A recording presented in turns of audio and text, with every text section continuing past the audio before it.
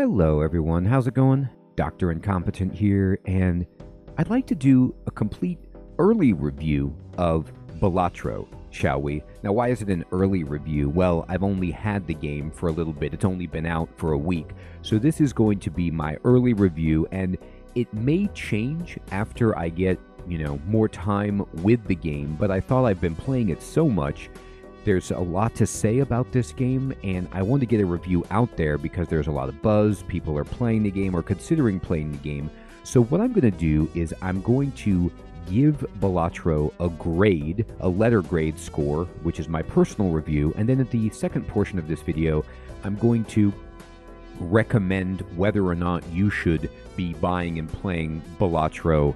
So the first thing I like to do in a review is just describe what kind of a game Balatro is. And the Steam page says, the poker roguelike.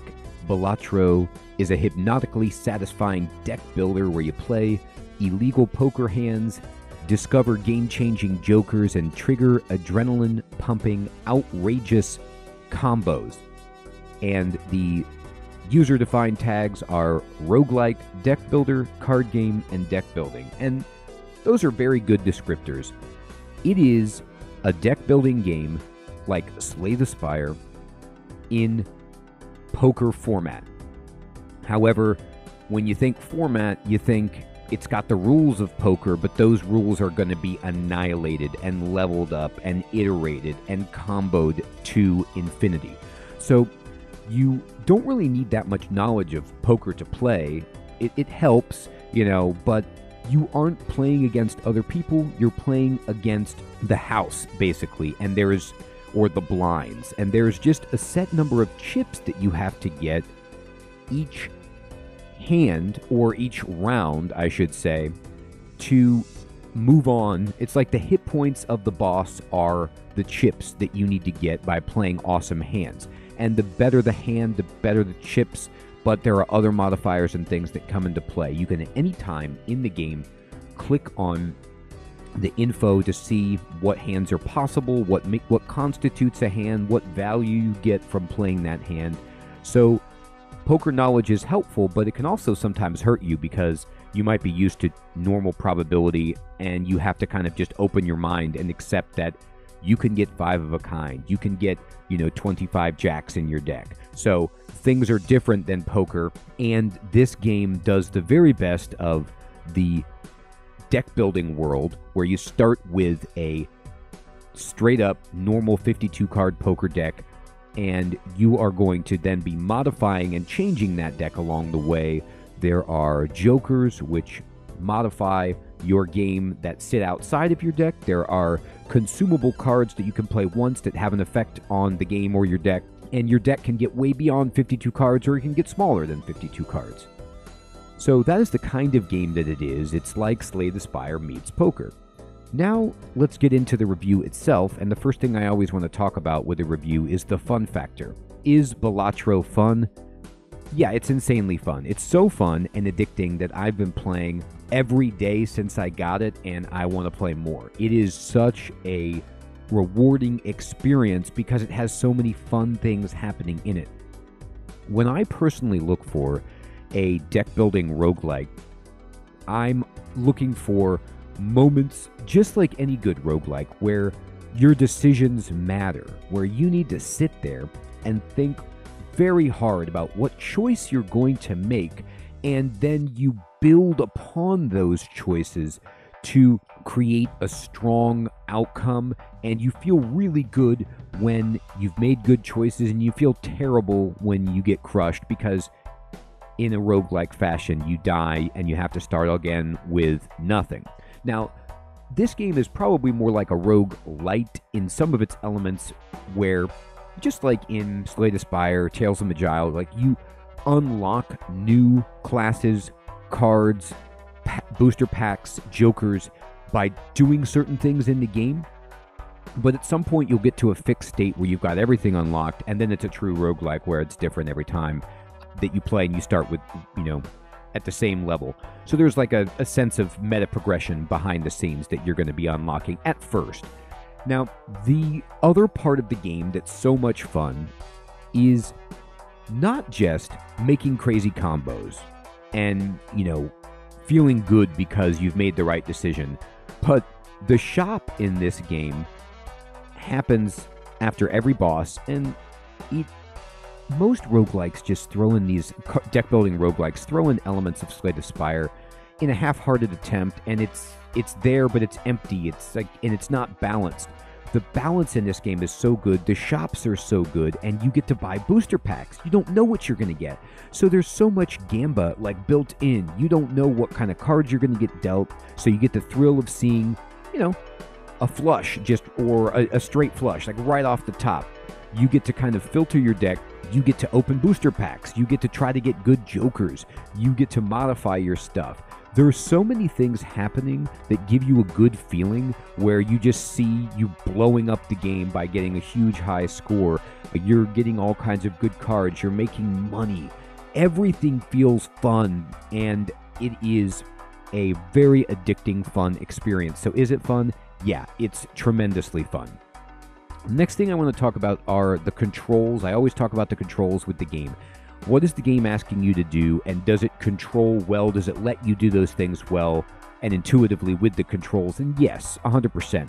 Much like my Slay the Spire review, the controls in this game, I'm playing on the PC. It's mouse and keyboard.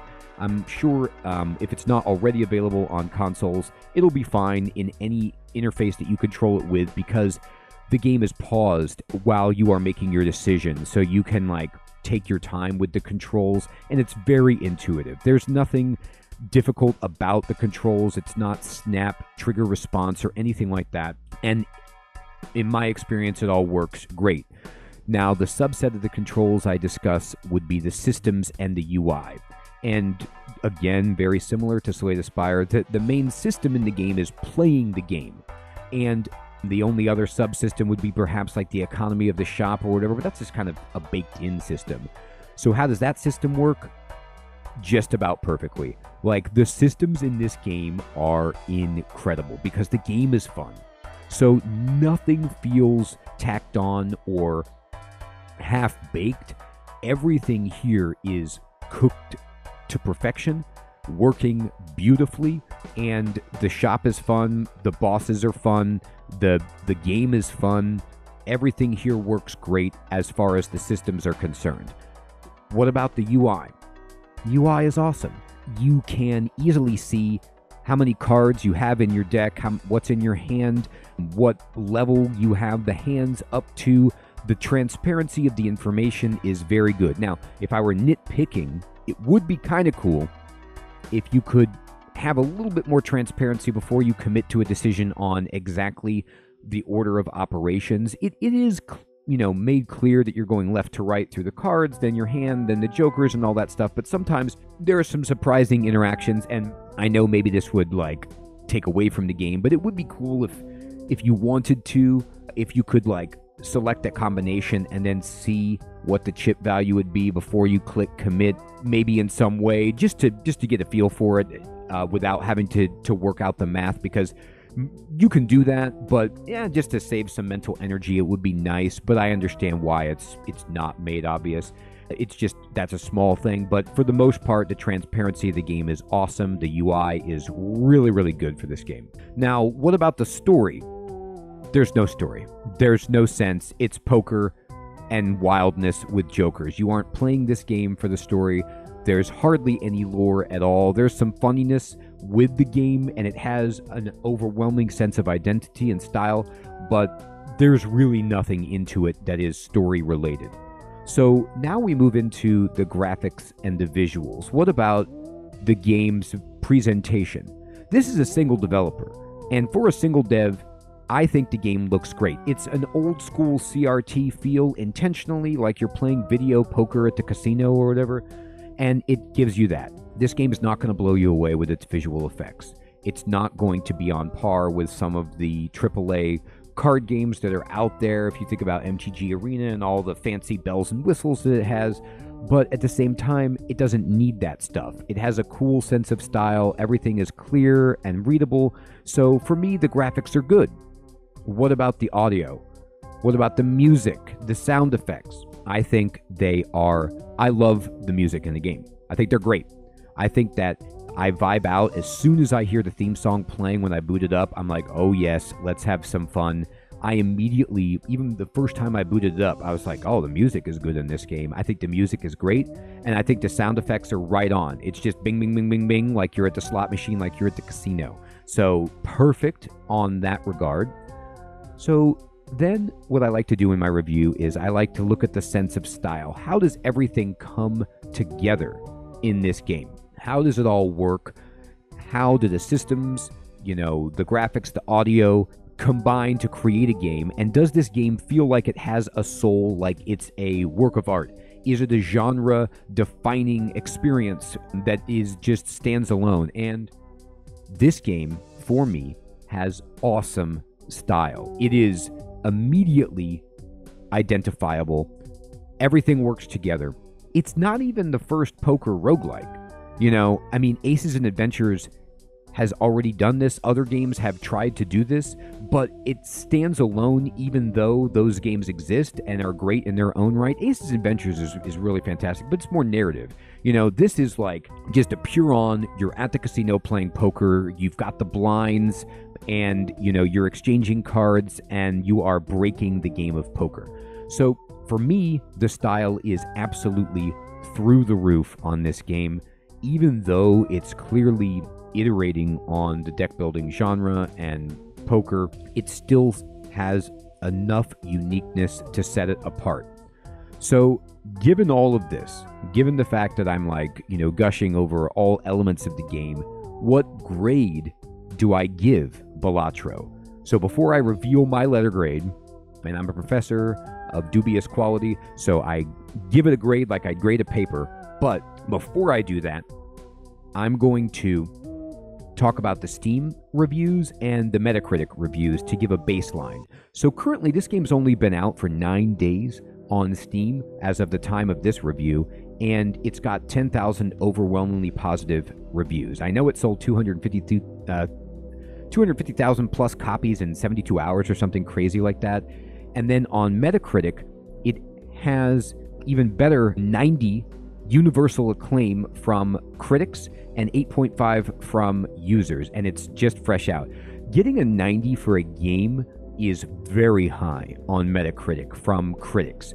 Usually there are, just some ways that people score that bring that down. So if you have a 90 or above, you have something insane on Metacritic, and that speaks to the quality of this game. So for me, what do I give it? I give Balatro an A. If you come to me and you're in my class and you present this as your paper, I give you an A. Now, that's with an asterisk though, because this is my early review. I only have about 10 hours into the game. So what will I think of this game in 100, 500, 1,000 hours? That will allow me to really tell if it's an A+ or not. I might do a review later after I've unlocked everything and put, hundreds of hours into the game. But right now I give it an A. The only reason I don't give Balatro an A+ is because I don't know how it will hold up after hundreds of hours. Slay the Spire I gave an A+ because I still play it. I have 1,000 hours and I want to play more. If this game has that kind of longevity, then I give it an A+. But right now, it's phenomenal. It's awesome. It's just an early review and I give it an A, but I could bump it up. So I'd love to know what you think of my grade. Do you think I'm on? Do you think it's fair? What do you think of the game? Have you played it yet? Are you loving it? Do you not like it? Have you seen stuff about this? What are your impressions and how do you feel about the grade that I've given? Now what I want to do in this video is move to the section where I recommend if you should play the game and buy it or not.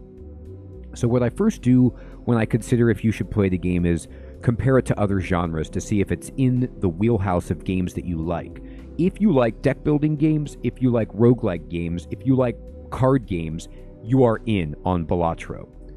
But because Balatro is so well executed and so awesome, so easy to pick up, so addicting and explosive and fun, and it's cheap, I really think that Balatro is a game that anybody should play, regardless of genre preference.